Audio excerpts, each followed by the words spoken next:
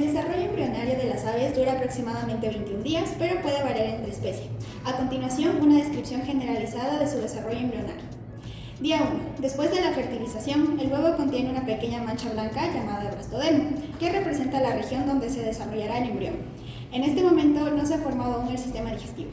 Día 2. El embrión se divide en dos capas de células, el epiblasto y el hipoblasto. La capa epiblástica dará origen a las estructuras del embrión, incluyendo el sistema digestivo. La capa hipoblástica dará origen a las membranas extraembrionarias. Día 3. Se forma el intestino anterior, que incluye el esófago, el buche y el estómago. El esófago se desarrolla como una extensión del intestino anterior y conecta la boca del embrión con el estómago en desarrollo. El buche, que es una estructura de almacenamiento temporal, se forma a partir de una dilatación del esófago. El estómago comienza a desarrollarse como una pequeña bolsa en la región posterior del buche. Día 4. El corazón del embrión se forma y comienza a latir. Además, se forma una estructura en forma de divertículo llamado bolsa faríngea, que se extiende desde el intestino anterior hasta la faringe. Este divertículo dará origen a las estructuras respiratorias y glandulares del embrión, como los pulmones y las glándulas salivales. Día 5. Durante este día continúa la formación de los sistemas nervioso, circulatorio y respiratorio, que están relacionados con el desarrollo del sistema digestivo. El tubo neural, que se convertirá en el cerebro, y la médula espinal se desarrolla en esta etapa. Días 6 y 7. Se forma el intestino medio, que se extiende desde la región pilórica del estómago hasta la yema del huevo. En esta etapa, el intestino medio está compuesto principalmente por células epiteliales y se desarrollan las vellosidades intestinales, que son proyecciones que aumentan a la superficie de absorción de nutrientes en el futuro intestino del embrión. A partir de aquí, el desarrollo del sistema digestivo continúa y se forman las distintas partes del intestino, incluyendo el intestino posterior, donde se forma el recto y la cloaca. Además, se desarrollan los órganos asociados del sistema digestivo como el hígado y el páncreas, que son esenciales para la digestión y el metabolismo de los nutrientes. Día 8 y 9. Durante esta etapa, el desarrollo del sistema digestivo se centra en el crecimiento y la diferenciación de los órganos asociados. El hígado y el páncreas continúan desarrollándose y adquieren una estructura más compleja. Estos órganos desempeñan un papel crucial en la producción y secreción de enzimas digestivas. Día 10 y 12. A medida que avanza el desarrollo, se forman las primeras estructuras especializadas para la digestión, como las vellosidades intestinales. Las vellosidades son pequeñas proyecciones en el revestimiento del intestino que aumentan significativamente la superficie de absorción de nutrientes. También se forman las glándulas intestinales, que secretan enzimas digestivas para descomponer los alimentos. Día 13 y 14. Durante este periodo, el sistema digestivo continúa madurando y se producen cambios significativos. Se desarrollan los órganos accesorios, como el ciego, que es una extensión del intestino que juega un papel importante en la fermentación de los alimentos vegetales en algunas especies de aves. Además, se desarrollan las glándulas proventriculares y las glándulas gástricas, que secretan enzimas digestivas ácidas y proteolíticas. Día 15 al 19. En esta etapa se produce la calcificación de los huesos, incluyendo los huesos que forman el sistema esquelético del tracto digestivo. Estos huesos proporcionan soporte estructural y ayudan a la trituración de los alimentos. El embrión se posiciona para eclosionar, lo que implica una serie de cambios en el sistema digestivo. La membrana del huevo se rompe y el embrión utiliza su pico para romperlo aún más.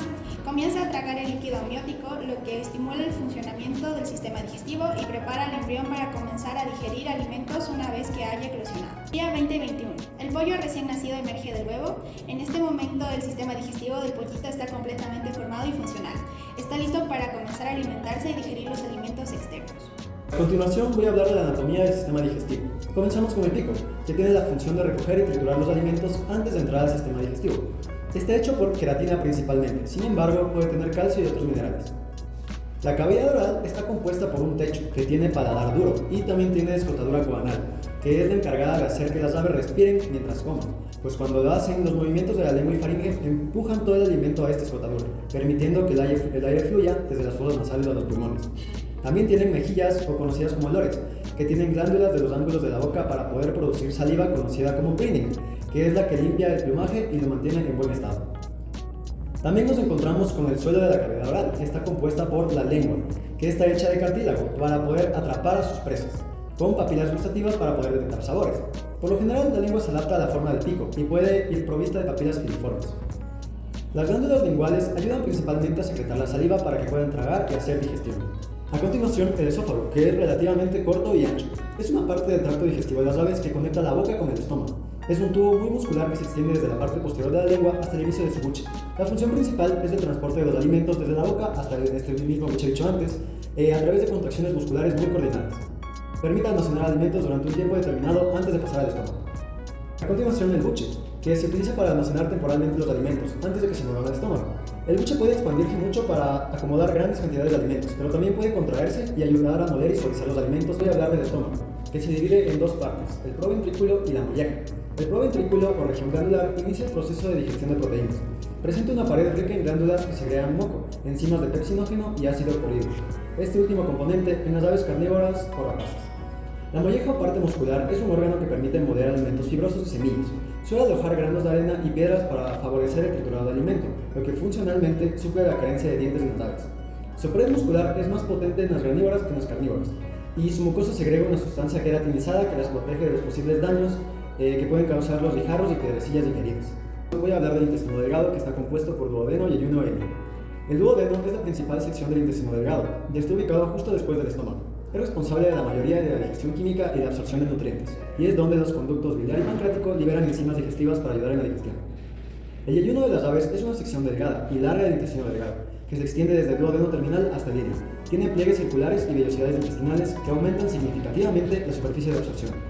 En cuanto al ilion, una de las principales funciones del ilion es la absorción de agua y electrolitos. También es responsable de la absorción de algunos nutrientes, como vitaminas y ácidos grasos de cadena corta, que no se absorben completamente en las porciones anteriores. En cuanto al intestino grueso, está compuesto por dos ciegos. Los ciegos facilitan la digestión de la celulosa, la absorción de agua e incluso en ciertas aves como las palomas, dada su riqueza en tejido linfoide, actúan como auténticos órganos defensivos. El colon es el responsable de la reabsorción de agua y electrolitos, así como la formación y almacenamiento temporal de las heces antes de su eliminación. Las aves no tienen una vesícula biliar, por lo que no necesitan un colon muy grande para poder almacenar la bilis. En cuanto al recto, es la sección final del tracto digestivo.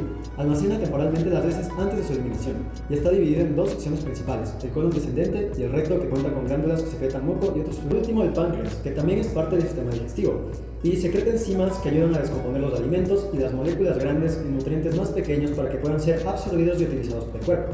Estas enzimas son secretadas en el duodeno y la primera porción a través del conducto pancreático. A continuación vamos a hablar sobre las generalidades de la histología del sistema digestivo de las aves. El tracto gastrointestinal de las aves se divide en varias secciones, que son el esófago, el buche, el preventrículo, la molleja, el intestino delgado, el ciego y la cloaca. Primeramente, el esófago. Tiene una mucosa de epitelio plano estratificado no queratinizado. Tiene una lámina propia, que es tejido conectivo denso, con glándulas de secreción mucosa, túbulos alveolares simples o ramificadas. También tenemos lo que es la muscular de la mucosa presente, que es una capa gruesa de fibras musculares lisas longitudinales. También la submucosa, que está constituida de tejido conectivo laxo, presente plexos nerviosos submucosos a lo largo de su estructura y numerosos vasos sanguíneos. También la muscular, que es una capa circular externa y longitudinal. Finalmente, la capa externa, que es una capa serosa. El proventrículo tiene una capa mucosa de epitelio cilíndrico simple mucoso, conocido como el umbilico cáliz, con numerosas vellosidades con cuya superficie. Tenemos también lo que es la lámina propia, que es tejido conectivo denso con glándulas fúngicas tubulares simples y ramificadas. También lo que es la muscular de la mucosa presente, que es una capa de tejido muscular liso. A continuación, también la submucosa, que está constituida de fibras nerviosas que corresponden a los plexos submucosos. También lo que es la capa muscular, que es una capa interna circular y externa longitudinal. A continuación vamos a hablar de la molleja, que tiene una capa mucosa de epitelio cilíndrico simple tapizada por un grueso estrato de aspecto córneo, en el cual corresponde a la cutícula o glicocáliz, que se presenta en gran cantidad de arrugas en su superficie. Tenemos lo que es también la lámina propia, que son glándulas tubulo-alveolares simples y ramificadas de secreción mucosa, cuyos conductos se abren en la cutícula. Tenemos también lo que es una capa muscular de la mucosa, una capa submucosa, que es tejido conectivo denso irregular, una capa muscular, que son capas plexiformes internas, transversales, media externa longitudinal del músculo liso. Y finalmente una capa externa, que es serosa o tejido conjuntivo laxo. A continuación vamos a hablar del órgano más importante, que es el intestino delgado, que cuenta con tres partes, que es el duodeno, el yeyuno y el ilio. Primero, cuenta con una capa mucosa constituida por numerosas vellosidades recubiertas por un epitelio cilíndrico simple con chapa estriada, es decir, microvellosidades ubicadas en el borde apical de la célula. En la base de las vellosidades se observan numerosas criptas intestinales. En el yeyuno las vellosidades son más largas y en el ilio son más cortas pero más gruesas. La lámina propia es tejido conjuntivo laxo que muestra nódulos linfáticos y vasos sanguíneos. El epitelio de revestimiento de las vellosidades y las criptas muestra células caliciformes. El muscular de la mucosa presente es una capa delgada de tejido muscular liso. La submucosa es poco desarrollada y corresponde al tejido conjuntivo laxo, observándose en ella vasos sanguíneos y plexos nerviosos submucosos. Respecto al cielo, podemos observar que tiene una mucosa. Esta mucosa tiene epitelio cilíndrico simple con superficie luminal, lisa, carente de vellosidades intestinales. También tiene una lámina propia que tiene tejido conjuntivo laxo con nódulos linfáticos aislados y muestra numerosas criptas intestinales y numerosas células caliciformes. También tiene una muscular de la mucosa, presente delgada capa de tejido muscular lisa. También tiene una submucosa que tiene tejido conjuntivo laxo, observándose en ella vasos sanguíneos y plexos nerviosos submucosos, además de tejido adiposo. También tiene una capa muscular. Es una capa interna circular y externa longitudinal. Tiene una capa externa que es serosa y está compuesta de tejido conectivo laxo. Respecto al colon, podemos ver que tiene una mucosa. Esta tiene epitelio cilíndrico simple, carente de vellosidades intestinales. También tiene una lámina propia. Esta tiene tejido conjuntivo laxo, con más criptas intestinales que en cualquier segmento anterior, y numerosas células caliciformes. También tiene una muscular de la mucosa. Esta es una delgada capa de tejido muscular liso de disposición circular. También tiene una submucosa que es tejido conjuntivo laxo, observándose en ella vasos sanguíneos y plexos nerviosos submucosos. También tiene una muscular que tiene una capa interna circular y una externa longitudinal. Y la última capa, que es la capa externa, que es una capa serosa. Con el recto podemos observar que tiene una mucosa y esta tiene epitelio cilíndrico simple carente de vellosidades intestinales.